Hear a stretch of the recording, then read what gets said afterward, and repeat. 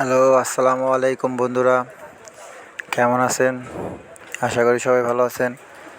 চলে আসলাম নতুন একটি ভিডিও নিয়ে।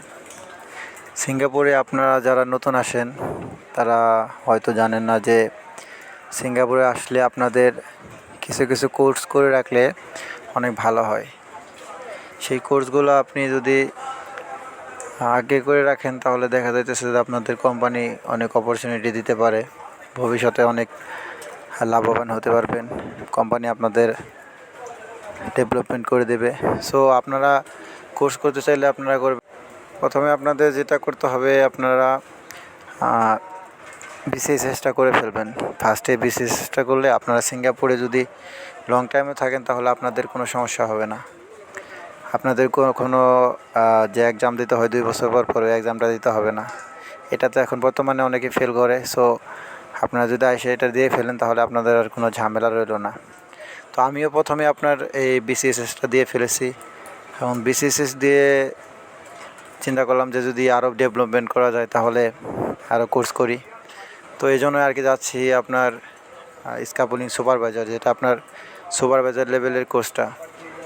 দেখতেই পাচ্ছেন আমি যাচ্ছি আপনার ক্লাসে। সো দেখেন আমি এখন যাচ্ছি আপনার ক্লাসের দিকে। তো আপনারা আসলে প্রথমে এই কোর্সগুলো করবেন, ইনশাল্লাহ সামনে ভালো কিছু করতে পারবেন।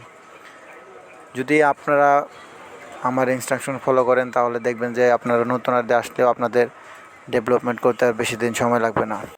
এই বিসিএসটা আসলে এতটা কঠিন না। বিসিএস করতে গেলে আপনাদের প্রথমে আপনার ভালোভাবে জানতে হবে সেফটি সম্পর্কে, কী আপনার সিঙ্গাপুরের রুলস আছে সেফটির, ওগুলো জানবেন, ওগুলো আপনার মাথায় রাখবেন সব সময়।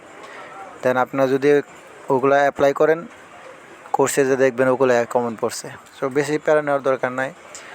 হালকা শিক্ষিত হলে আপনার ওখান থেকে অনায়াসে পাস করা যায়। তো আপনার এই পরীক্ষাটা দিতে গেলে মিনিমাম আপনাদের এসএসসি যে সার্টিফিকেটটা আছে ওটা লাগে। তো যদি আপনার এসএসসি সার্টিফিকেট না থেকে থাকে তাহলে আপনারা একটা কোর্স করতে পারেন, যেটা আপনার আপনার WPLN থেকে করা যায়। সেটা করলে আপনাদের দেখা যাইতেছে যে আর ভবিষ্যতে কোনো সার্টিফিকেটের প্রয়োজন হবে না। তো ওই কোর্সের সম্পর্কে আমি আপনাদের পরে বলবো অন্য একটা ভিডিওতে, ভালো করে কিভাবে করবেন, কী করতে হবে। তো আজকের মতো এখানেই, ভালো থাকবেন।